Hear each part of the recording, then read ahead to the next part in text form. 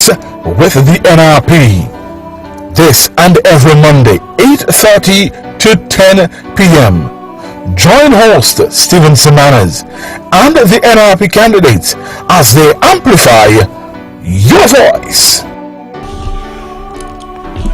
And it's another Monday, June the 27th. So as usual, we're here in the studios of Vaughan Radio for another edition of Your Voice with the NRP. Of course, the Federation has just come out of a very festive weekend, a highly successful St. Kitts Music Festival. Our guest tonight is Deputy Leader of the NRP, Mrs. Cleone Stapleton Simmons, and she was an attendee and a very proud one. We'll talk about that and many other issues impacting lives on St. Kitts and Nevis. So we'll take our first break and then we'll be back with Your Voice with the NRP. It's another Monday. Your voice, your voice, your voice with the NRP. This and every Monday, 8:30 to 10 p.m. Join host Stephen Semanas and the NRP candidates as they amplify your voice. And we're back with Your Voice with the NRP. And of course, we normally do take care of some matters up front. And from this rostrum, I would like to extend deepest condolences to the Liebert and the Powell family. Of course, earlier today, the body of the very beloved Trevi Liebert, the son of the Assistant Commissioner retired Joseph Liebert, was recovered at Indian Castle, a point from where he went fishing with a colleague last Wednesday. It must have been a very stressful time for the Liebert and Powell family of Harrises and for the Gills respectively. To have your son lost at sea and being tossed by the elements must have been very hard. But today brings some sort of closure in that at least the body was recovered.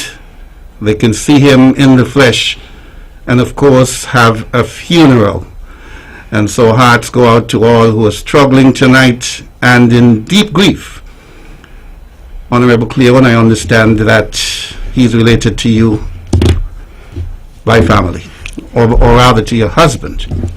Yes, good evening, Steve, and good evening to everyone listening to Your Voice with the Nevis Reformation Party via Radio Land and as well on Facebook. It's indeed a pleasure for me to be here in studio with you this evening, Steve. Yes, indeed, it's very sad to learn about the passing of young Trevi Liebert. He is indeed a relative of my husband, and so by extension, he is my cousin. And so, it's very painful because, of course, Trevi was a person filled with life and vigor, and he got on with almost everybody. And so even though we may not have shared the same political views, he was still one of those amenable persons who you can talk to about any issue, and he was very loving, very friendly. And so it's indeed a loss. I think the whole nation is perhaps mourning this evening as we learn of the sad news about, the body being discovered. And at least I do agree with you, Steve, that it does bring some closure and comfort to the family. Yes, so hearts go out to the Liebert and the Powell family. And as I said earlier, coming on the heels of the very successful St. Kitts Music Festival. I know you've got a lot to say about that. I did not attend, but let me say that I followed it very closely on social media. The people on St. Kitts have become very adept at organizing mega events. Ever since they hosted the Cricket World Cup in 2007, they've been very skilled and in bringing off other events such as Carifter. They've had before that in 2000 Carry Festa, and I think the music festival started in 1996. Kudos, of course, to its founder, Dwyer Astafan, and all those who have worked over the years. Mm-hmm. It is the longest surviving festival in the Caribbean, 26 long years. I've always wondered, though, about the Nevis quota at the music festival. We just had one this year. I wonder if our premier didn't lean over to his good friend Lindsey Grant and say, listen, we deserve more. There's talent here. Of the 27 performing acts, there was only one division, Vinell Powell. So kudos go out to her. And she performed on the big night. Yes, she with did. the likes of Beres Hammond. And so I think the numbers for Nevis need to go up. We're talking about fair share here. And everybody in the federation should be exposed. And so I'm looking for more artists. I did the calculation before you arrived. It means that with 1 out of 27, we're at 3.7% of the performing acts. And I think we can do better than that. But she did a good job at the press conference. I watched the press conference. I haven't seen clips of her performance. And as the master of ceremonies tried to wow the press conference, because Beres Hammond, as his handler said, normally take it quiet on the day before performance, so he was not there. And so Val Henry called upon Byron Messiah to raise one of Beres's songs. I think it feels good. And Beres Hammond couldn't raise the song, and Vinell chipped in and did a wonderful rendition of Beres Hammond's I Feel Good. She handled herself brilliantly. And so next day, our organizers, we're looking for more talent out of Nevis. And I understand, Cleon, that you were there for the big night. Beres Hammond, Popcorn, Vinell Powell, and all the other outstanding artists. Tell us about that. Certainly, Steve. Yes, I attended 2 events. I attended the Friday night as well, where I saw artists such as Ashanti, and it was good. It was a really good experience. I did enjoy myself at Music Fest 2022. So I wish to say congratulations to all of the organizers, the promoters, the artists, the entertainers, everyone who was involved in making the event a huge success, because we are coming off a 2-year sabbatical due to COVID, and so it was very refreshing coming back and being able to see performance at this level, such a high-end music festival. I must say congratulations. I know a lot of work and effort was really put into making this a very successful event, and it truly was. I did enjoy myself. Of course, this Saturday really was the highlight, because I was able to see, of course, Vinell. And congratulations to her, kudos. And I do agree with you that we should have had some more divisions participating. And we'll get into that discussion about the whole orange economy and why there's a need for us to really focus on the entertainment, the creative arts, and really push that industry. But it's always good to see divisions really elevate to that level where they can perform on the world stage with international as Beres Hammond and people like Popcorn, who I really enjoyed, and who happens to be one of my favorite artists as well. Well, I must say you're looking as fresh as a daisy. I've spoken to several 20-something-year-olds today, one of whom only attended on the final night, and they are complaining of tired legs. Oh my. And you did 2 nights. Yes, I did. How did you get that staying power?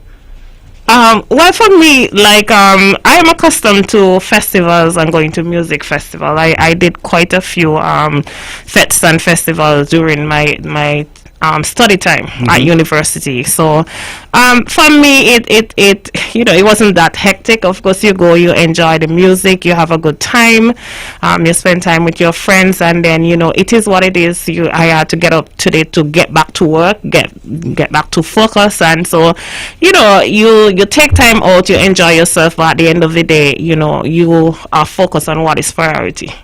And of course, at the end of festivals like these, it's always pleasing to see the way divisions and Kittitians interrelate. Yes. We go to St. Kitts, they come to Nevis. Now you're having Kittitian festivals like Tropics and Nevis. The people are getting closer and closer together, and that's very good to see. It certainly is, and that is why I think the focus now really needs to be more on the creative industry, because surely it not only provides entertainment for persons, but at the same time, it is a means of creating jobs, demonstrating how talented our people are, and so I think the focus really need to shift on the orange or the entertainment industry, the creative industry. Okay, certainly we will talk more about that. And of course, the organizers are saying that coming out of a pandemic, 2 years in the red, that it's good to see so many people, not only from here, but coming in from overseas. Yes. For the festival. A real boost for tourism, whether it's filling hotel rooms, filling restaurants, bars, renting taxis. It was really good to see, really pleasing. Yes, it was, certainly. And of course, I saw some fantastic work done by another artist, not one who takes to the stage, but I saw some wonderful decor done by Von Anslin. Of course. And kudos to Von Anslin and his team, because of course he was responsible for doing all of the decor for the music festival, and I think he did an amazing job. As usual, he delivered, and we expect nothing less, and he delivers nothing less. And so that's wonderful, tremendous. Well, I know you've got some thoughts on the entertainment industry. We'll get to those in a while. But first, let me say, with Music Fest under our belt, yes, of course, this weekend we've got the Mango Festival. Most of the mangoes are almost gone, though. But it's I hope you had some, Steve. Oh yeah, I always do. But struggled a bit to find some today. Today must have been the only day over the past month or so I've not had mangoes. They're getting a little scarce. Yes. Yeah, but once that is gone, we've got the Mango Festival, of course, this weekend, and we've got Culturama starting on the 21st to August 2nd. And let me take a moment here to say something to our Prime Minister. There are people who are a little concerned as to when our federal election will be. I know even the organizers of Culturama are a little concerned. They've expressed this to me. Yes. Because they've been hearing that the election may fall during Culturama. I know that in 2017, December 17th, 2017, the CCM called a local election, we could say, in the heart of Carnival. Yes. But I'm saying to you, Mr. Prime Minister, this is no time for tit for tat. This is no time to reciprocate. A very important election, which will impact the lives of many people, is at hand. And I know under the Constitution you've got 90 days. But 90 days is a long stretch for a government which promised that they would have a fixed date for election. We're heading on 50 days in about 2 days' time. And I know you like Tuesdays. It's when you've had your leadership matters. I really expect you to come to the nation tomorrow to announce that we will go to an election some time before the start of Culturama. The people of Nevis will not look kindly on you if you call an election anywhere during Culturama, which starts on the 21st and ends on August 2nd. Leadership does matter, and we expect you to come tomorrow and announce the date for the long-awaited election. It's time that the nation of St. Kitts and Nevis gets back to work. We've got a nation to build and a country to mold. I hope you're listening. So back to the music festival. There's some lessons you think we can learn. I know you mentioned about the orange economy. NRP has taken the political debate to a higher level. Yes. We've spoken about the green economy and the blue economy, and now you're talking about the orange economy. For the benefit of all our listeners, tell us exactly what that is before you make the points about, dealing with the creatives. Excellent. So the orange economy really is the creative side of things. So it is the creative industry where entertainment, performing arts, music, all of that falls under that umbrella. And what it does is that it gives persons in the entertainment sector, particularly those who are independent artists as well as those who have small businesses and medium-sized businesses within that particular category, it gives them the opportunity really to display their talents, and it's like a big part of a thriving economy. And it is by no means a replacement for the tourism sector, but COVID has taught us that we need to focus now more on the non-tourism sector. So what it is basically a supplement. And so we have seen all over the world, countries are now seeing the need more so than ever to diversify their respective economies. I mean, that is the only way we can survive, and that is more fitting for us here in St. Kitts and Nevis and the Caribbean. Because of our size, we are not able to mass produce, and so we have to be able to tap into the talents that we have, that is the local talents, the creativity, and be able to drive our economy based on those activities. And so this is what the orange economy does. We are pushing the arts, we are pushing entertainment, and we want to be able to sell our creativity as a product, not only a tourism product, but a product independent of tourism. And so that has been the focus. We want to be able to put on festivals, and we can see from the success and all of the excitement that the St. Kitts and Nevis Music Festival that created. And so these are the type of things that we want to push. We want to push more art expo, more creative expos, and just be able to trade internationally with our talents. And so this is what the orange economy is about. It's about taking the entertainment and the creative sector seriously. And I think now is the time for us to be able to do that, because it is exciting. It is very labor intensive, so it does create a lot of jobs and opportunities. It creates opportunities for people to get into small businesses. And we have seen throughout the pandemic, a number of persons would have gone into creativity, whether it be in terms of food, in terms of designing. A lot of persons went into t-shirt designing, doing party stuff, selling stuff for party, creating different things. And so people are now finding their niche, and their creative niche, and I think that is very important. It is something that as a people, and something that the government definitely need to invest in and need to push forward. And for me, it is important because I think we can use some of the CBI proceeds, certainly because we have it is available, and really push this industry in addition, so that it can be a supplement to our tourism market, and that is important. And it's so broad scale. As I said, I followed on social media. I looked at somebody like Tessel Hamilton. Yes. Every night he was in a different outfit, and of course there are those girls from Gingerland, my villagers, you could say, who are now doing this 360 thing. Yes. So every event, it's a wonderful product that they have. I looked at J.D. Keynes both on Saturday night and at White Sands yesterday. It's a whole new industry in clothes making and design. Yes, it is. Which I don't think we have maximized enough. And you could imagine the thousands of dollars. I think it was Obi who posted on the weekend that I guarantee you that, I don't remember the percentage, of young people in St. Kitts were out there either doing their nails or their hair. Yes.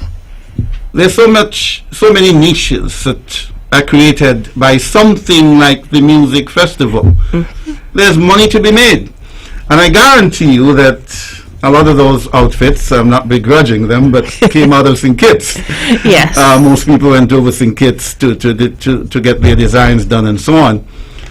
As a matter of fact, there was a competition, I think, run by Digicel for either the music festival or the White Sands, where they were paying a designer to bring up creative designs, etc., Yes, etc. yes. Mhm.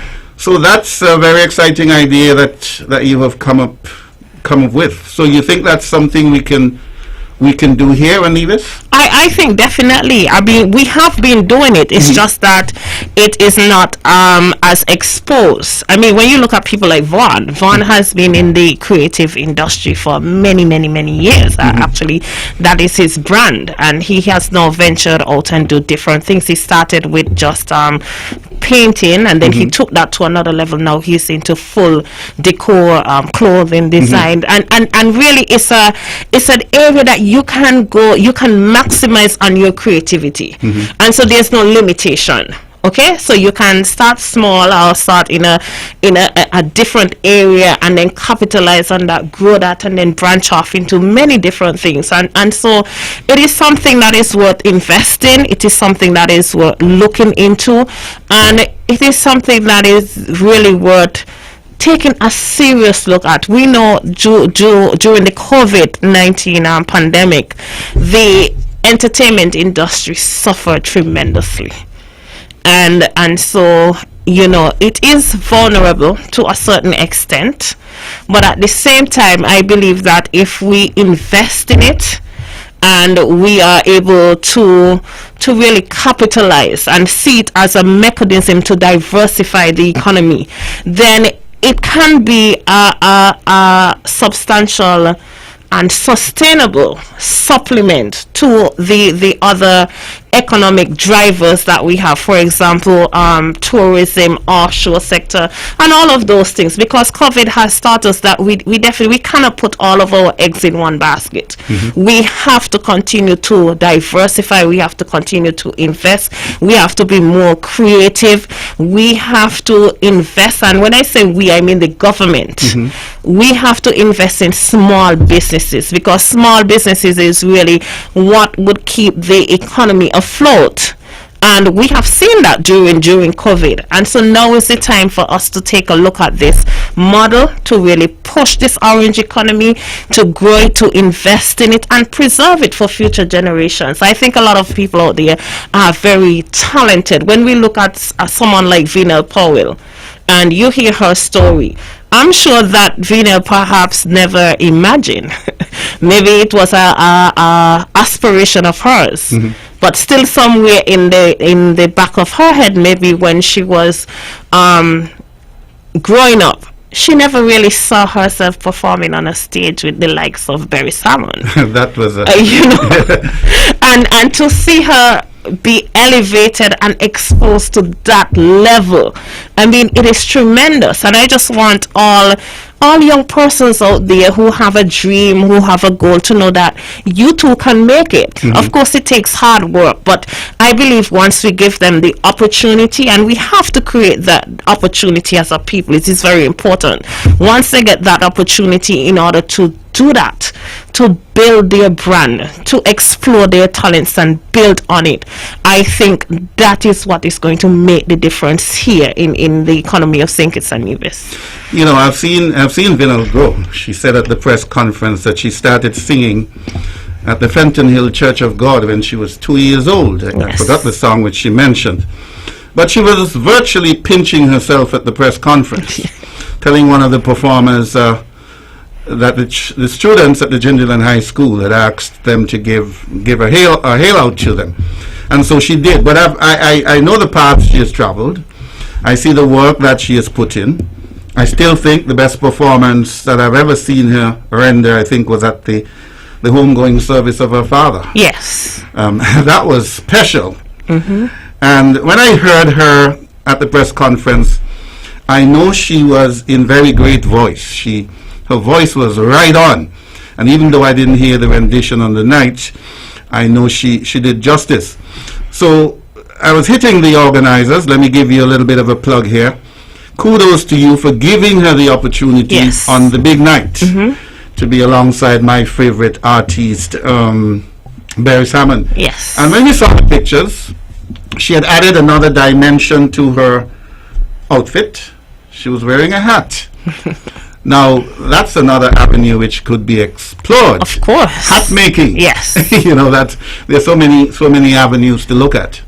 Yes, and it's funny that you say that, Steve, because I myself just recently, maybe a couple of weeks ago, I saw that there was a hat making workshop that was held. I'm not sure if it was the gender affairs. I think it was. I remember Hazel Brandy. Looking at that. Yes. And so I myself was really trying to do some research into how you go about making hats, and so I was looking at YouTube and looking at the whole process and the materials that you need, and this is a whole thing that where people don't have to sit back and become a career civil servant anymore.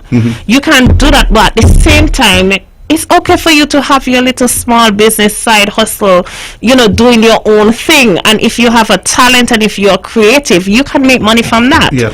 And that is what we really need in order to drive the economy. Now, in order for the orange economy to be successful and in order for it to work, we have to understand that small businesses, medium-sized businesses, all businesses are interconnected, and so we have to be able to support each other in order for it to work and have a significant impact in terms of diversifying the economy. I know sometimes here in Davis we love to say that we don't want to support our local businesses, but it's important for us to do that, because let's take, for example, if someone who is in the restaurant industry, the food industry, that person have to buy their food from someone, okay, preferably a local farmer.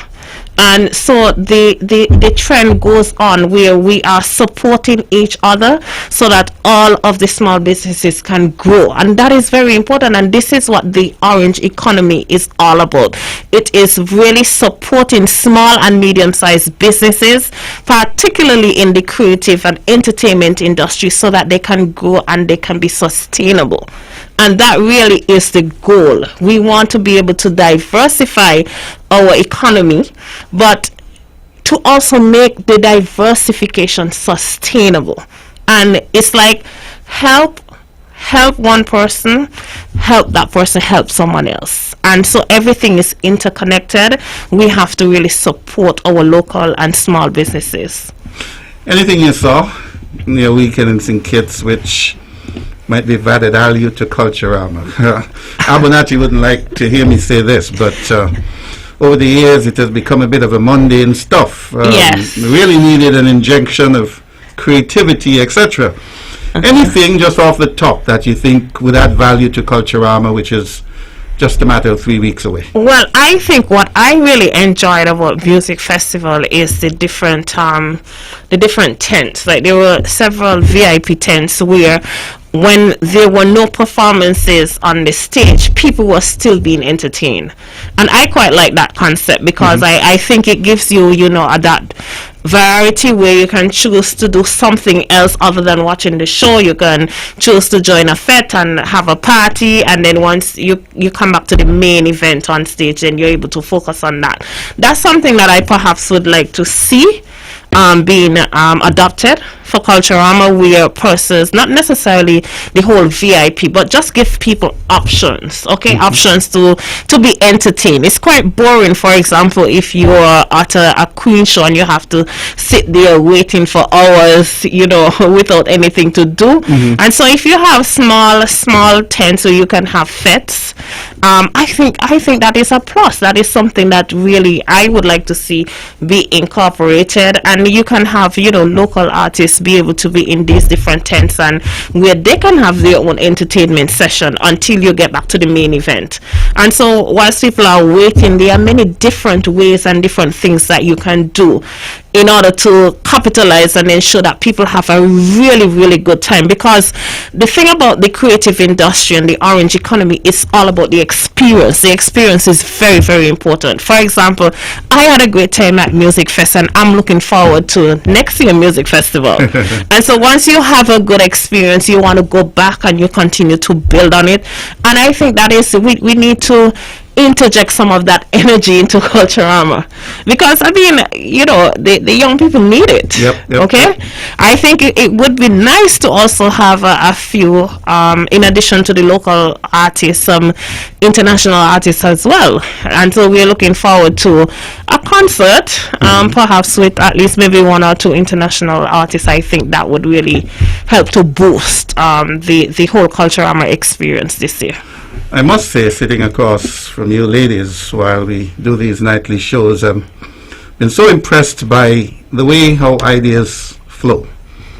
New dimensions are added. The men seem to think that governance must just be about building roads and other monuments, and of course interspersed with some cussing and some blaming. It's been refreshing, actually, to listen to you and the other ladies share new ideas, not only about the orange economy and the blue and green economy. And that's not only on Nevis, because Akila Byron on St. Kitts deserves a lot of credit too. She was the one who brought this to the fore. Of course, her plans were hobbled by the pandemic, but she's got a great idea. Yes. And I'd really like to see that grow, and we create new opportunities for the young creatives in both St. Kitts and Nevis. Yes. It's 3 minutes past 9. We've spoken a bit about culture. We'll take a break. When we come back, it will be politics. But the economy is broken, the government stick. Can the opposition come and take a seat? The debt is high and employment's low, and it's the poor people who taking the blow. I say we tired, we need a revolution. We just can't depend on vaccination. I say we tired, time to pick myself off the floor. Just remember, people matter more. So when you hear them talking bull on the radio, people used to matter more. Whether you red, blue, orange or yellow, people used to matter more. But when they needed us for last election, we were always the first option. But now they in and they comfortable. People don't matter no more. Why? Some people may not like this, but people used to matter more. RCCM them made a slogan out of it.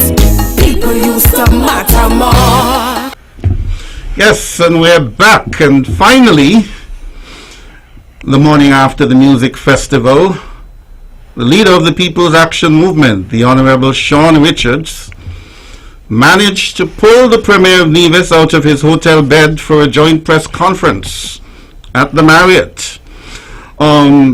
It was the first coming together that we have seen, because from these microphones we've been asking our leader, well, when is he going to sign Charlestown Accord Part 2 with the man who he said is the only man on St. Kitts he trusts, the only man in Church Street who he feels can deliver on the part of Nevis. But he hasn't given the time or the energy to signing anything with him. But they met up for a press conference this morning. Did you get to watch a bit of it? I did get to listen a bit of the press conference, not a lot because I was at work by the time it aired, but I listened quite a bit as it relates to, I think there was an issue in relation to the prison and the investment in the prison, the new prison that I believe, as I was informed at the press conference, is now under construction. And so I listened a bit of that.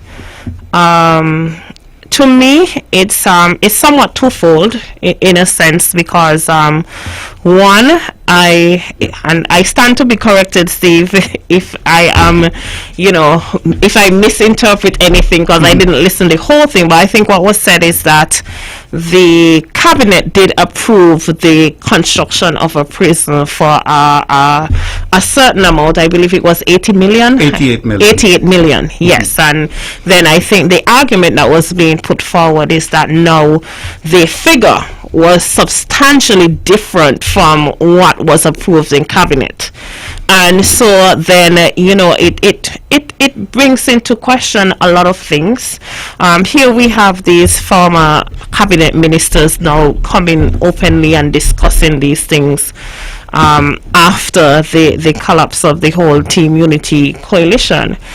It would have been perhaps, with the benefit of hindsight, it perhaps would have been beneficial to us here in St. Kitts and Nevis and those citizens in the diaspora, for us to really have a general understanding as to the dynamics and the mechanism of Team Unity before the collapse. Because here it is, we were told that, everything was working so well, it was the best relationship, the best thing since sliced bread and sliced cheese and a bit of bacon. And now we come to the point where we are now hearing, listen, things were not going so good because there was a lack of leadership. And a lack of leadership at which point, and this is where I am kind of lost in the discussion, in a sense, where it just seems as if the citizens of St. Kitts and Nevis, that we were manipulated. Because if we go back to June 2020, we had a campaign for a federal election, albeit it was under COVID-19 restrictions, and we were told, this was the best thing ever. There were no issues. Everything was working. I believe the PM was described as the best prime minister by all of his cabinet colleagues. And now we fast forward to 2 years later, and we're hearing, okay, this was the worst relationship in the history. There was no leadership. The focus was really on self. There was a lot of corruption, and we're hearing all these accusations about people wanting to really make their family wealthy. But my question is, weren't all of these things on the table, at the very least at the surface, from inception? And if it was, then why the deception? Because it is deception. You cannot in one breath come and say to the people, listen, everything is working, this is the best relationship, and then things don't go a particular way, and all of a sudden it's the worst thing in the history, and we don't hear anything that is good. I remember listening to the press conference, and the Honorable Premier of Nevis said we were well on our way to delivering the type of governance that St. Kitts and Nevis needed, but one person. And I find that very, very hard to believe. Forgive me if I am a bit skeptical, because I always believe that honesty is important, and I feel deceived as a citizen of St. Kitts and Nevis that all of a sudden now we're just hearing about all of these things, the lack of integrity, the level of corruption. But at the same time, we must all remember these same gentlemen were part of this unity construct. They were part of the federal cabinet. They were part of the decision making. They were part of the behavior. And they didn't say anything about it until now. So why no? And some may say, well, better late than never. But at the same time, some of us here have to ask ourselves, because I always believe that there is method in the madness, and so we're now seeing the madness, but there is a bit of method in it. And so the question that I have to ask is, had it not been for a pending local election in Nevis, would the public, the general public, myself, you included, and the listening and viewing audience, would we have become privy to all of this chaos in this Team Unity construct?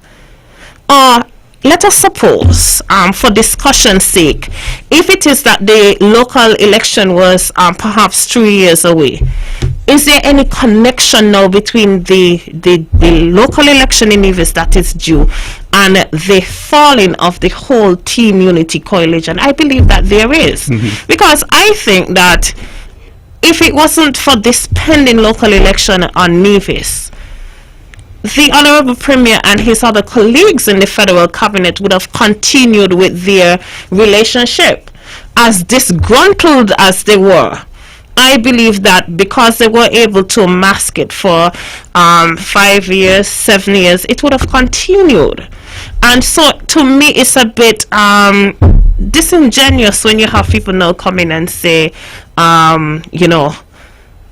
it's not working. It's not working for us. We're not getting our fair share. All of these things going on. A jail is being built, and some people may end up in that very same jail that is being built. And, I do take the point, because I do believe that at this point where we are on the verge of a general election, I cannot see the logic or the sense with the now government or whatever it is really taking on major projects. I mean, that is cause for concern. Certainly, and I believe all of the citizens of St. Kitts and Nevis and the NGOs and everyone should be a little bit concerned where, you are focusing now on a major election, a general election, but at the same time, the government is functioning as if, it is a normal government and it is business as usual. And so those things are a bit concerning, but at the same time, we have to be able to call people out on the hypocrisy, because it is what it is. You cannot tell me that you were able to sit down there in this relationship, and some people describe it as a bad marriage where you're trying to work things out. But even when people have bad marriages, there are certain steps that they may take before they make that decision really to call it quits. For example, you may go to counseling with your pastor, you speak to people, and so some persons would have an idea that, listen, something is not right here, this thing is not working, okay, because the alarm would have been sounded. That is not the case here. This is almost as if it was, just abrupt. And then, you're asking the citizens now to sympathize and to forgive and to understand. And I'm sorry, I don't. You don't. I really don't, okay? Because I think it's all a part of a very deceptive plan. And I want to be careful how I coin, my words. And I don't want people to misinterpret what I am saying, because, of course, the issue of fighting for negligence is an important issue. The issue of fair share is a very important issue. And I don't want to use the term fair share because I don't know what that is, but equitable share. I think that is a better approach. The whole issue of being able to have a systematic system in place or mechanism in place, whether it be through legislation, through an act of parliament, but something that is concrete in order to deal with this whole issue of the sharing of the CBI proceeds in an equitable way, so that Nevis can be satisfied and St. Kitts can be satisfied. I think that is very important. It is a part of the discussion. It's a part of the dialogue. And we cannot go into a general election with it being business as usual where we don't know. We don't know what is the focus. I don't know. I am confused as a Nevian. I don't know what really is the focus, and the focus really ought to be, we have to make a decision whether St. Kitts and Nevis are going to see themselves as partners, equal partners in terms of building a federation, or whether the time has come for us to consider going our separate ways, because we cannot continue in this spectrum where we're dealing with personalities, and personalities always trump policies. It's not making sense. So we're either going to move forward together as partners, and we're going to see each other as partners, and we're going to be working together as a federation for the better good of St. Kitts and Nevis, or we are going to sit down and come to the conclusion, listen, perhaps this is not working. We tried it now for about 39 years almost, and it's not working for us, and we need to look at this in a different way. And I think that is what our people need now. It's either going to work or it's not going to work. So this whole partnership, because to me, it doesn't really matter what government you put in place now. If the focus is not on building, if the focus is not on partnership, and both St. Kitts and Nevis, the government's really understanding that we need each other. Nevis needs St. Kitts just as much as St. Kitts need Nevis, and we are partners, okay? It is not a case where it's big sister, little sister relationship anymore. I think that time is done. It is a case now where we are equal partners, okay?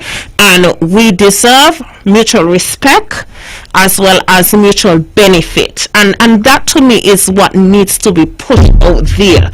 Okay, you have some benefit by being in this federation with us. We are gaining some from you, and so we are meeting each other equally on equal footing. And we understand that, and we have that respect, and it is because we have that respect that we understand that the country, the nation that is St. Kitts and Nevis, is more than individual personalities. And I think that is where the dialogue really has to go, because that is what needs to be negotiated. Where do we stand? And we need to have a very clear understanding of that moving forward as we go into a general election. Now, you've hit the nail on the head on several scores. And by the way, it's 17 minutes after 9. This is your discussion, very involved discussion. It goes to the heart of the future of the Federation of St. Kitts and Nevis. It goes to the heart of the upcoming general elections. So give us a call, 469-1616, 469-1700. Now, you have noted that you didn't know where it came from. It was sort of gradual to you. But I've followed this very, very closely over the years, over the 7 years. There's some people, some who've been close to the formation of Team Unity, said some people's heart was never in it from the word go. I'll hold my thought there. We've got our first caller on the line. Good evening, caller. Welcome to Your Voice with the NRP. Good evening, Mr. Manos. Good evening. Hi, good evening. Good evening. Honorable, good evening. Good evening. In the days of this Nevis Accord between St. Kitts and Nevis, between the Concerned Citizen Movement and the Honorable Timothy Harris and the People's Action Movement, I would like to know if they invited the Nevis Reformation Party, invite them to that meeting, the Nevis Accord. Hello? Yes, we're listening. Go ahead. I would like to know if the government, the federal government, and the Nevis Island administration invited the Nevis Reformation Party to their meetings that they had. So I would like to know, because right now I understand that they're blaming, say, oh, NRP never wants to help them to do this, and NRP, they was invited NRP. I need to know, the people in Nevis wanted to know. Mr. and Madam, we need to know. The country belongs to all of us. Yep. And the politician should come out and tell the people the truth. If you come and tell the truth, I believe you. But if you're going to tell lies, say that, oh, Mr. Harris, that can be a problem. I called upon the church the other day, the Nevis Christian Council, and the Nevis Evangelical. Somebody, yes, see that? Hello? Hello? Yes, we can hear you. Association, yeah? I called upon the church the other day, the Nevis Christian Council and the Evangelist Association, both St. Kitts and Nevis. And someone went and wrote Prime Minister a letter. And we need to know what is going on. You should sit down,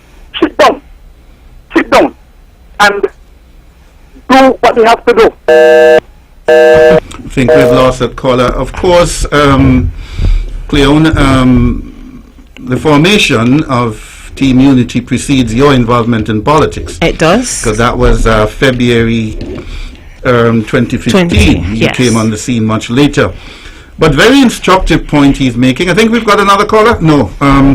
Yeah, I think he was making a very instructive call. At the onset, was the opposition Nevis Reformation Party involved in this discussion? It seemed only at the 11th hour he wants to to cast some blame on the NRP. Yes. And saying, I think we've got that caller, another caller on the line. It's a caller there. Good evening, caller. Welcome to Your Voice with the NRP. Good evening. Good evening. Good evening. Yes, I've been listening with a lot of interest, you know. Mm-hmm. Now, the issue with the fair share. Now, you have been suggesting or recommended that you would want it in a legislative form. Seeing how things turn out, wouldn't it be in your best interest to have at least a copy or something designed, have a kind of a model law before you get into anything? And that's what the NRP has been saying all along. Not saying, I mean, working on actually having somebody draft a law. Just like how you had the accord. This is the model of the law we want. Now, how do you respond to Dr. Harris's comment last week that Matt Branty greedy, he give them this, he give them that, and then he ended by saying every $1 million extra that he gives to Nevis is one less for St. Kitts. Did you hear that statement? Yes, I've been very shocked by some of the rhetoric. I mean, I was shocked. But it's coming, but you know, caller. Yeah, go ahead. It's been coming from both sides of the Narrows. As a matter of fact, I believe it has been more vociferous coming from this side of the Narrows. But the rhetoric has not been healthy, both ways. No, because you see, and even with the Labour Party, we want clear statements. Or when we're going to negotiate. That is what has happened. You go in with the intention that people are honest, that they will negotiate, and then Nevis say really have, according to the rhetoric, Nevis don't really have no share. Did you listen to the press conference this morning? Yes, I heard some of it. Didn't you think it was much of the same that the Premier of Nevis is saying, I trust Mr. Richards, and Mr. Richards was going around in circles. He was no more assertive than anyone else has been. But Nevis have got to get serious, as you say. If you want it in legislative form, walk with it. Yes. I mean, it don't make no sense, because nobody, as far as I understand, Dr. Jew has been skirting around it. When we get in, I mean, the country is what, 30-something, 9 years old? Going on 39. I mean, why are we doing that? I mean, the failure to acknowledge that Nevis has a share bothers me, and I'm a critician. Well, you know what bothers me? Douglas made that same statement. You know what bothers me even more, caller? The late Van Samry was Premier under this accord for 2 years and 10 months. I never heard the present Premier make a single statement that he was fully in support of Van Samry getting his full share for Nevis. The present Premier has been Premier under this accord, this unity, for 4 years and 7 months. I've never heard him say that Van Samry, the late Van Samry, assisted him in getting Nevis's fair share. And for the same party, half the story has not been told. Yes, I understand what you're saying, but the point is, just how come Miss Daniel is now taking up the captaincy of the NRP? Her decisions may not reflect those of Mr. Parry. You understand? Yes. But she comes from a different perspective, from a different time. So the analysis you gave, because maybe Mr. Amel was too trusting. If you say, all right, give me 30 now while we sort it out. All right. Now it is being interpreted as that is what they ask for and that is what they get. And anything else they ask for more than that is raping, and greedy, and they want to sink his money. Yeah. Dr. Douglas said the same thing, you know. Yes. When they gave Nevis 30 million, he was in Parliament, who gave authority to go and give Nevis sink his money? We have got to get a matter clear up. Yes. Whose money is it? It's all of us money, and the Honourable Cleon Stapleton has been saying tonight. That is why I support Mr. Brantley's position, you know. You know what? Unless somebody take a hard stand, nothing gonna happen. They'll just give it, oh well, they pacify you, give it a little more. I mean, you give 400, but how much you keep? What account can you give for your millions? I Well- mean, at some point we have to have adult, intelligent discourse. Yes, I agree. But I think that Nevis is being treated with disrespect. I mean, they maybe going to talk about every dollar, every million I give Nevis is one less for Sankis. Sylvian, I mean, Nevis has no share. Sylvian, tell them to tone down the rhetoric. We need adults in the Not room. only toned down. We need adults in the room. Because toning down don't seem to be helping. Okay, what do you We must suggest? call upon all of them to give correct information. The question is Nevis entitled to a share? That is the question, you know. Is Nevis entitled to a share, or are they there to be given handout? No. We're all in agreement. Nevis is entitled to a share. But What- we need mechanisms to make it happen. You said you like the stance. But the mechanism there, you know, is that people are unwilling. And I said, look, Nevis has a financial secretary, because I've been saying it years now. And I think it was done before, where the financial secretary from Nevis meets with the financial secretary from St. Kitts. Because they are they're professional, right? Yeah. They should be able to sort it out. The thing about bringing in people, I mean, that don't make no kind of sense. Sister Henry, we've got to go in a while, but that happened under the Joseph Parry administration, where the cabinets actually met. The CCM said that they were going across the shark-infested water. Yeah, They but should stay in Mr. Charlestown. Mr. Parry, to me, failed in not insisting whether he get it or not. He should have made it clear that Nevis is entitled to their share of it. He failed. That is where he failed, you know. Okay. He failed in not insisting. Because you see, sometimes you trust people who say, oh, well, they're good nature, and you expect people. When the person you could trust is God. Has Alright then. subsequent leaders succeeded? Well, Mark is trying his best. Oh, he's trying. So whoever get in, whether him or them, they can't come weakly in behind talking about, oh, we don't want, no, you're coming in with the same thing. If I'm coming in, I want my fair share. We're having a census now. Please encourage the people in Nevis to participate, because if we don't know how many people over there, then you don't know exactly what proportion is your share, you know. Yes. All right then. Very important census, and thank you for joining us. Thank I you. think we've got another caller on the line. Good evening, caller. Welcome to Your Voice with the NRP. I think she lost it. We've lost it. Okay. Good evening. Thank you so much, callers, for calling in. Steve, I just want to address the two callers, perhaps simultaneously. So I'll deal with the first issue, and that is whether NRP really was involved in the whole Charlestown Accord issue. Of course, that was before my time, so I cannot really speak on that. What I can speak about, though, is the whole issue where NRP is being blamed for not joining the cause or joining the fight. I think that is the allegation for the fair share.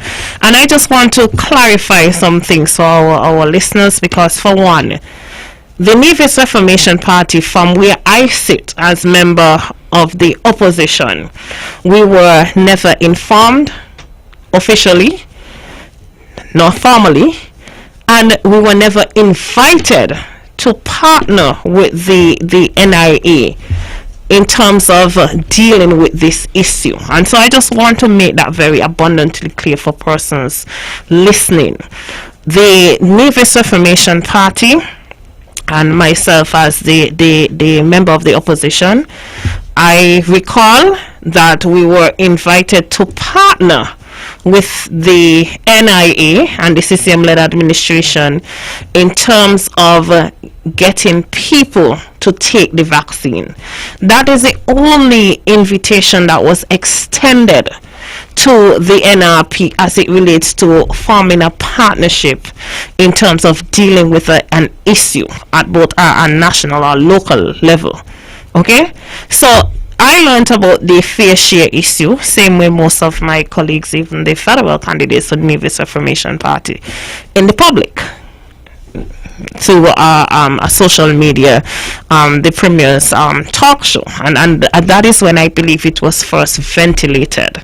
And so there were no formal invitation, there were no discussions, no dialogue, no partnership. So I find it quite difficult to see how NRP can really be blamed in terms of not partnering in terms of fighting for the fair share. You have not discussed it with us.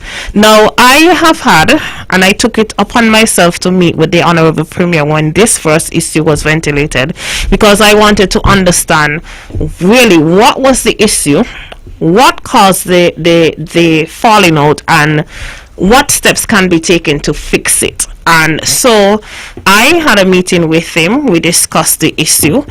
On a matter of principle, I do agree, and I believe I am permitted to say this publicly, that if it is that there was a gentleman's agreement in the form of a Charlestown Accord or whatever it was called, I believe that if parties agree to do something, then persons should agree and uphold the agreement on a matter of principle. I think that is important. And so if our leaders are leading, and if they are to lead by example, I do believe that commitments and agreements should be honored. Now, having said that, I have always advocated, and I will continue to advocate and say that something as important as the CBI proceeds, because it is important to both St. Kitts and Nevis, that it should have been, even though initially it was reduced to a Charlestown Accord, a gentleman agreements, a contract, whatever you want to call it, at some point during the relationship, during the tenure of this federal cabinet, that someone should have said, listen, let us make this agreement formalized. Okay, let us look at legislating, let us look at getting assistance from the World Bank. We've got another caller. Good evening, caller. Welcome to Your Voice with the NRP. Mr. Manos, good night. Hi, good night, Mansad. How are you? Me upset. Upset? The phenomenal one, good night. Good night, how are you? Not too bad. Hey, look. Yeah. NRP, I get blamed. Well, I be careful, you know. Be careful. NRP, I get blamed for get people, for change their mind, for vote for you. Mm-hmm. I be careful. Me listen to my cousin Henry they just now. I notice she not saying no motion, you know. I don't notice that. I'm noticing. I be careful, be careful, be careful, be careful. Listen to part of the press conference today. I may have said this here. When me listen to me want to them journalists, and some nobody there for to come back, nobody there for make one correction. As me listen to Pishan and Mark, me recognize that. Listen to me. They don't know one thing about government. Me that serious. Mm-hmm. I'm in our campaign. Yeah. They don't know none about government, my friend. And when me check, remember me tell you earlier, right? Mm-hmm. If I made Dr. Harris, we don't get any government. Yeah, you did But say that. No, Mm-hmm. no, that you played out. Me recognize that Dr. Harris is genius, and you can't put the country in their hand. Otherwise, doom there for St. Kitts and Nevis. Mm-hmm. People of St. Kitts and Nevis, listen, me on the outskirts, but me looking. So me believe that me got the better watch. Because, you know, when you play draft, Mr. Manners, Yeah. and the man after the draft board, see the players them. All the time. And exactly. And listen to me. I be careful. We're watching the play. The phenomenal one may go come off now. The phenomenal one, not government. You know, got no gentleman agreement. You got constitution that you have to deal with. Yes. Because at the end of the day, one normal citizen can carry their coat. Now, one of the government, one normal citizen will recognize that, look, This is no right. He can carry the court and make somebody get jail. George Walters get jail in Antigua for a normal citizen, not the government. Mm-hmm. Okay then.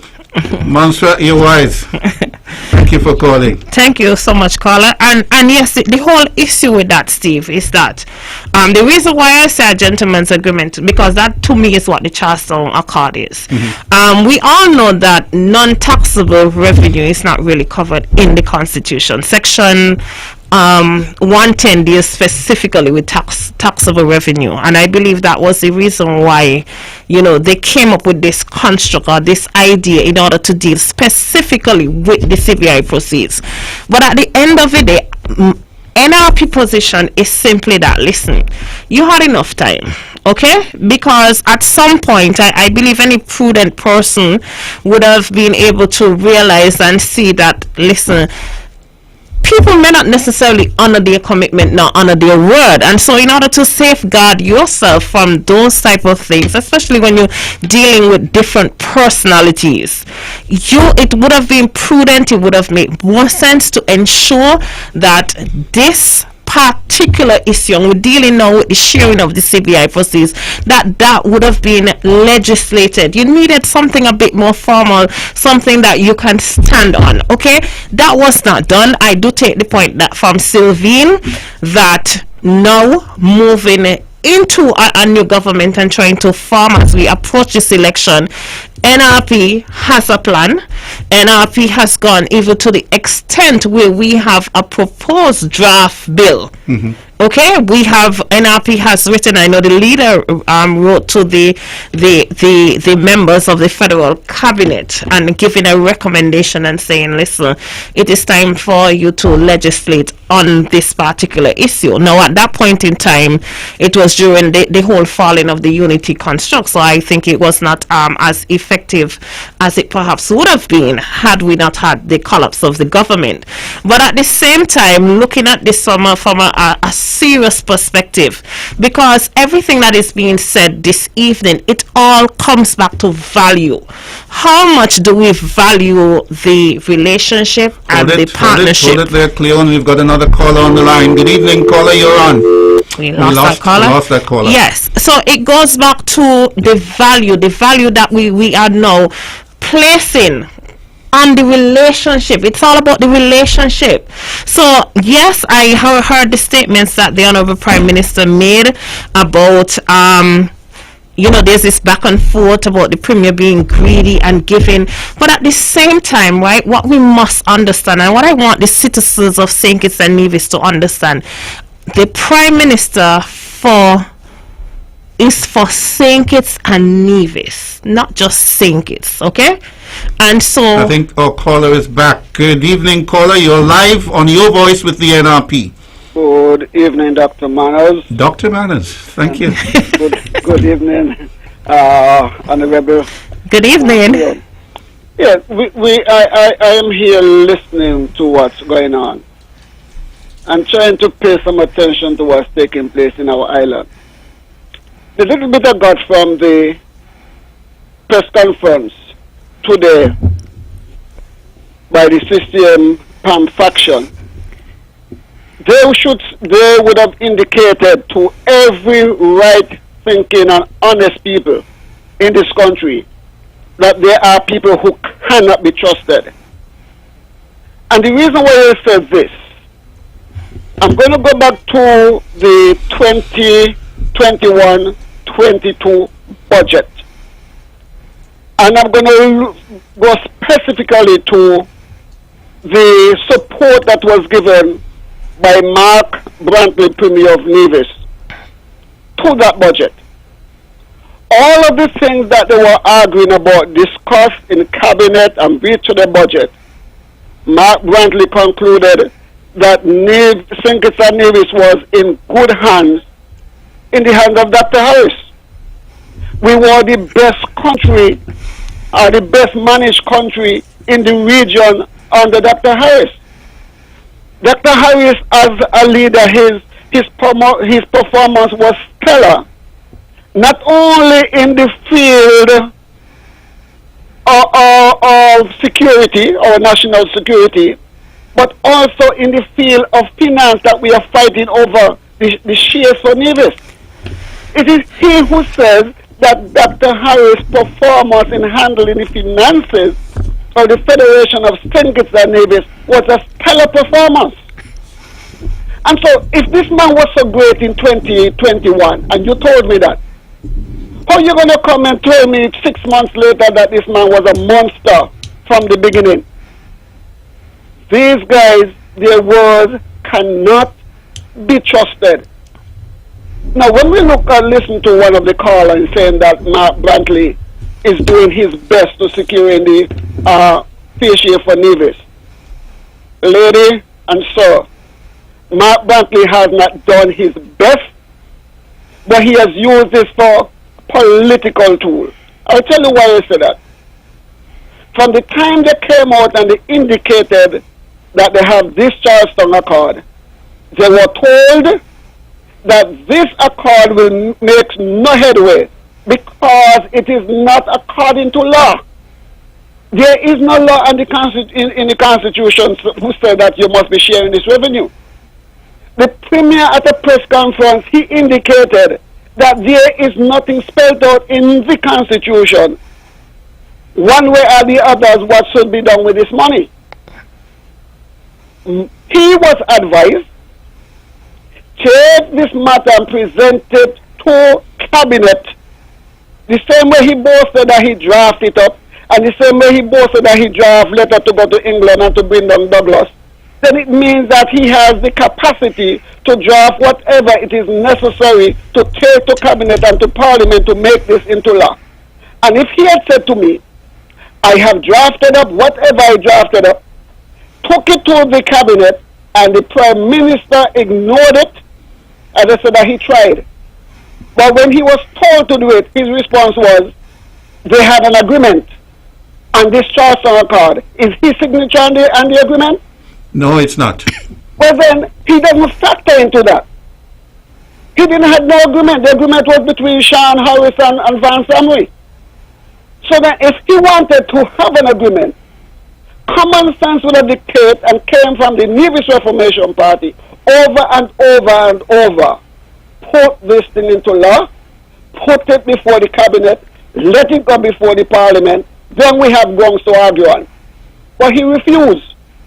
And so you cannot come and tell me now that he is doing his best, and you cannot tell me that NRP has not helped him, because he has been given the best advice that he has ever gotten in his life as a politician from the Nevis Reformation Party. Thank you. There, we've got to leave it there. Thank you, Bob. Thank you very much. Thank you, caller. I actually thought, that when I heard the press conference advertised over the weekend, I thought that at this morning's press conference he would sign something with Sean Richards. Yeah. But he said he came without a prepared speech. He'd been virtually dragged out of his bed. Well, I think after the experience of signing things, I don't think we really want to go down that path again. Just to take what the caller is saying, and I want people to understand that there was an agreement between all of the party leaders of the whole unity coalition, and so the party leaders were signing within, not in their personal capacity, but as the representative for the party.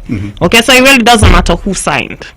Now, an agreement is something that is enforceable, and because it was a binding agreement, I suppose, just like any other agreement or any other contract, you can choose to really take legal action if necessary. So that is always an avenue, and I don't think that avenue is not on the table. It is. But of course, if it is that the Honorable Premier and his other colleagues, they sit within a federal cabinet, then you perhaps would not want to go that route, but it is available if it is that they needed to go there and be able to have some form of action in the court. That is something that could have been taken. Instead, the option really was to take the parliamentary route, which I believe was the most appropriate route, and bring in the vote of no confidence.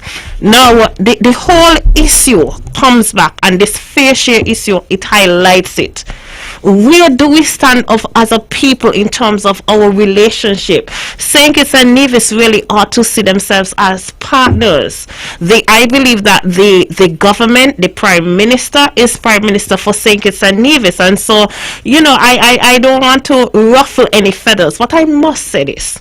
To me, it should not even come down to a request. Mm-hmm. We're dealing with CBI proceeds.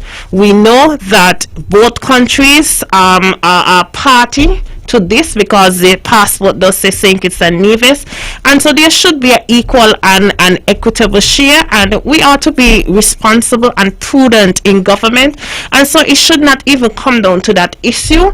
Any prime minister moving forward should really look at it and say, listen, this is what Nevis deserve, this is what Nevis would be given.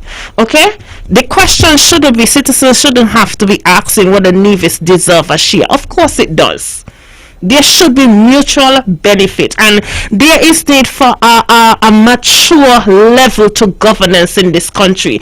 And it has been an issue that perhaps we are somewhat skirting around the issue, and because maybe you don't want to offend people, maybe you don't know what type of relationship you may have to form in order to have a government, but it is important going into an election for Nevis to have a strengthened position, a clear position, and it is for us as a federation to understand that Nevis is not begging for anything. Nevis is equally entitled to the CBI proceeds the same way St. Kitts is entitled, and that must be the position for all Nevisians, okay, regardless as to what political side of the fence we are on. That is important. It is an important issue because, of course, the same way how St. Kitts is benefiting from the CBI proceeds, Nevis must benefit, mutually and to a certain extent, extensively.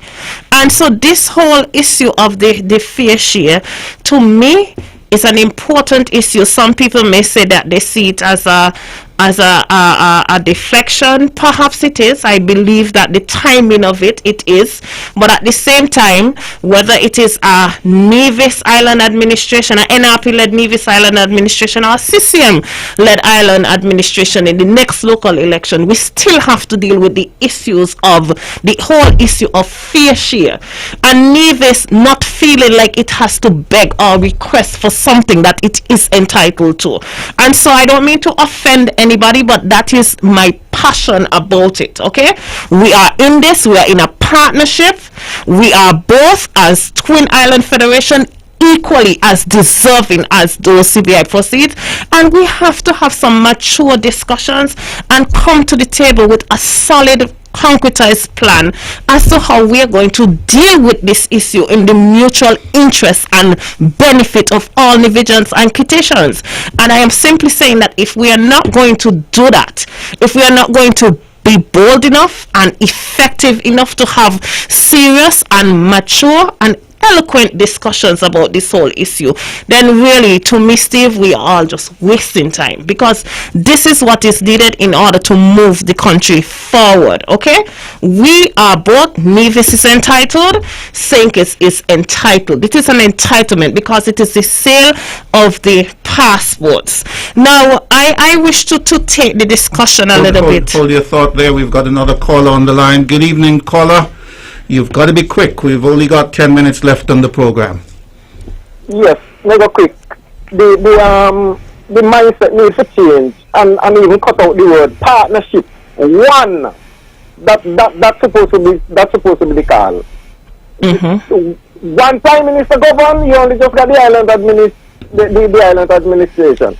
But so cut out the word partnership and St. Kitts and Nevis should be one. Okay then. Okay, thank you. Cleon, as I said, we've got 10 minutes. Yes. And I know you had some points to make. We've got another caller on the line. Good evening, caller. Welcome. Good evening, Steve. Can you hear me clearly? I'm hearing you clearly. Yes. I listened. I've been listening for about half an hour, and I heard Sylvine saying something, and then somebody else there making another comment, and I thought I should call you. I have two comments to make. The first one may be controversial, but it is true. All this talk about fair share, there was never any serious agreement on fair share. The Charleston Accord was an accord to get these parties together and for the parties to get the support of Nevis and divisions. The fair share, whatever was, what do you call the fair share, it was something drafted by Mark Brantley. Neither Sean, nor Timothy, nor Vance took it seriously. He drafted it and it was presented, and so it was. There was no big discussion over it or any kind of agreement or any vote taken. And this is why the matter of fair share has never been implemented. Basically what happened is that Vance Benton asked for some money because he couldn't balance his budget, and he got it, 30 million. And Mark asked for some more, and he got it. But there was never any serious effort to have anything known as fair share. And if they were serious, certainly they'd have gone to Parliament, first Cabinet and Parliament. Mark never brought up fair share until this year when he realized that he needed some money for the Nevis election, and he was not given that money. That is what this fair share is all about. The fair share basically had to do with the monies that he wanted to carry out his campaign for the Nevis election. And whatever mistakes they made in their chess game, the whole thing exploded. And this is why we have no government, or we have a minority government, because Timothy refused to yield to any further pressure as far as he was concerned. So all this talk about fair share is almost like a scapegoat. You know, the matter, if Mark wanted the fair share, he'd have asked for it 7 years ago, not now that we have an election. And talking about the fair share leaves out the most important point. What about the government of Nevis? What about the NIA? Is it being run? I heard Timothy say that even when he gives money to Nevis, the deficit gets wider. I heard him say that. Isn't that an important point? Because it's an important point in that it indicates that Mark is not competently running the Nevis, you know. It simply means that if the monies from the passport disappear tomorrow, Nevis is not only broke, Nevis is is bankrupt. It's down the road. Yep. Because the man is not running his government in Nevis. So while we are talking about fish here and all money from Sinkit, and money should come from Sinkit, we are forgetting the most important point, that we have a government in Nevis to run, and it is not being run properly, and as a result, Nevis is essentially bankrupt. I wanted to make that point. The second thing, you know, they're talking about Paris administration. We went there to run a government. We went there to develop Nevis. We didn't go there to fight about no money from Sinkis or whatever. So I don't know why they're dragging my name into this whole affair that Vance got 30 million and Mark got 45 and Paris got none. I was not in that kind of behavior there. The Nevis Reformation Party has always stood on the point that Nevis must run his own affairs. And how can you prove that Nevis can run his own affairs by fighting over fair share? What you need to be able to tell the people of Nevis is simply this: look, we have managed our economy. We have created so many jobs. This is what's happening in education. This is what is happening in agriculture. We are attracting new industries. We are getting our people to get into small industry. We are supporting the fisheries. The small farmers are doing well. This is what it is supposed to be about. I think we are getting lost in this discussion about fair share, and we are wasting our time. Good night, Anna. Good night. Thank you. Thank you. All we've got is 6 minutes. So much ground to cover. I know that the last caller suggested that the Nevis Island administration is on autopilot, and I know you had some points to make about what we can do. I don't know if you can squeeze it in. I will try to, Steve, because I really didn't get to that point. Okay, and choose the ones you'd want to. I take the callers' comments. What I would say though, Steve, is that in this upcoming federal election, NRP focus is the means and ways as to how we can rejuvenate the economy. Okay, and so it's both for the federal as well as the local. As we have seen, and as the caller said, Nevis has really been on autopilot, and so one of the ways that we can diversify the economy and rejuvenate the economy is by looking at the reduction of the stamp duty. The stamp duty in St. Kitts and Nevis, and this is a federal issue. I would have brought this up even in the last budget debate, where it's a whopping 10%. It is one of the highest in the Caribbean. Okay, St. Kitts and Nevis as well as St. Vincent, I believe, is the only islands in the Caribbean that have the stamp duty at a whopping 10%. Now, in order for us to be able to diversify the economy, we have to look at all sectors of the economy. So we looked at the orange economy earlier. We still would have to focus on tourism, but of course we have to look now at the real estate and the housing market. And the housing market is in a position now where it is causing inflation in the Federation of St. Kitts and Nevis, simply because the stamp duty is so high that we are unable to have the type of movement that we perhaps could benefit from, and the activity if the stamp duty was reduced to perhaps about 5%. And it is something that the government need to really look seriously at, because in all this talk and this discussion about fishy and the fighting, nobody is talking about how can we rejuvenate the economy. What is the plan? What is the solid plan? And this is one way where we have to look at reducing the stamp duty so that we can have an influx of growth within this real estate market. 10% is too high. Just imagine, Steve, you have a house and you wish to, let's say you bought your house 2 years ago for $600,000, and you now wish to sell it. At the very least, you would want to at least get back what you put in, which would have been your $600,000. If you have to pay the government a whopping 10% of your $600,000, that is automatically $60,000 gone. Then let us suppose you got a realtor to sell your property. That's another 6%. So automatically $36,000. So if you add that 36 to that 60, automatically $96,000 gone. And that doesn't include the cost of really financing the transaction. You're talking about legal fees, and if the buyer has to go to the bank in order to get finance. And so because this stamp duty is so high, it is creating a problem in the housing market, and where we see in the housing market now becoming almost stagnant. And so in order to drive the economy in this way, in the real estate, what NRP is proposing and laid on the table, listen, we have to look at this and have some serious discussions, and we have to reduce the stamp duty.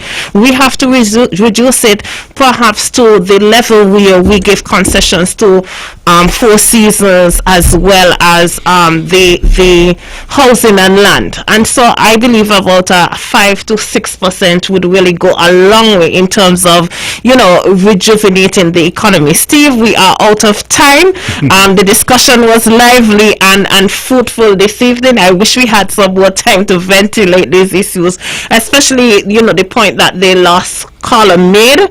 I do believe that it is a very important issue that we're dealing with when it comes to our approach to the whole sharing of CBI proceeds, and using that really as a driving force to create investment to drive both the local economy as well as the national economy, because it is needed. But we have to take this a serious look at our approach to governance in this country, and we have to be able to lead with leadership, with a focus on moving St. Kitts and Nevis as one nation, one destiny forward.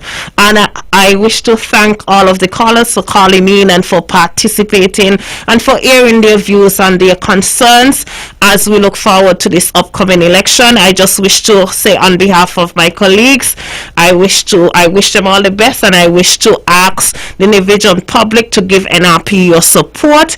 In 11, we have Dr. Janice Daniel, who is the candidate for Nevis 11. In Nevis 9, we have Dr. Patricia Bartlett, and in Nevis 10, we have Rohan Al. So I am asking the people to please come out and support, give the Nevis Reformation Party your vote in the upcoming federal elections. I believe I am out of time, Steve, so thank you so much. So much to say in so little time. Yes. It's been refreshing. It's been an outstanding evening. You've got to be back.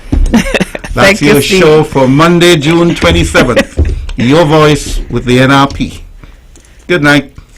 I say we tired. from? Oh, Mr. Premier, where we get the energy from? I say we tired. Time to protect the poor. Just remember, people matter more. The views and opinions expressed on the preceding program were solely those of the participants and do not necessarily reflect the views of the Nevis Broadcasting Company Limited or its